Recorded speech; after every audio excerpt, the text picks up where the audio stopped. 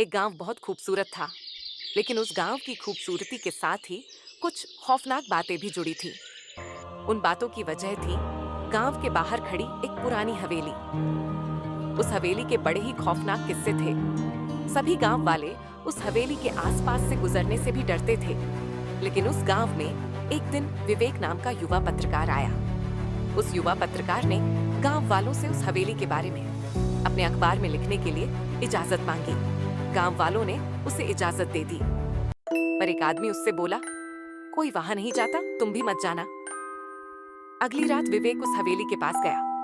वह हवेली में अंदर जाना चाहता था। उसने हिम्मत जुटाई और हवेली के अंदर आ गया।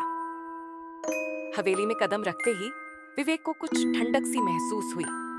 उस ठंडक में कुछ खौफ भी था। विवेक हवेली में काफी अंदर आ गया था। उसे सामने दीवार पर लगी एक तस्वीर दिखाई दी। वह दीवार के पास गया तस्वीर को देखने। उसे तस्वीर में एक परिवार नजर आया।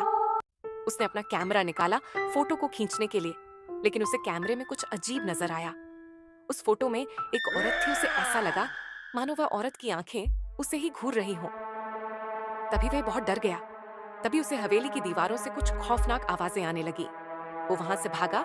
बचते बचते वह एक तहखाने में आ पहुंचा। उसे तहखाने में एक चमकदार ग्रंथ नजर आया। उसमें एक मंत्र लिखा था। उसने वो मंत्र पढ़ा। तभी उस हवेली की सारी आत्माओं ने उसे चारों ओर से घेर लिया। अगले दिन गांव वालों को गांव के बाहर उस युवा पत्रकार की लाश मिली। उसकी लाश के पास उसका कैमरा और डायरी पड़ी थी। उसके कैमरे से उस युवा पत्रकार के चीखने चिल्लाने और साथ ही हवेली की कुछ रहस्यमयी और डरावनी आवाजें आ रही थी। आज भी उस युवा पत्रकार की चीखें उस कैमरे में कैद है।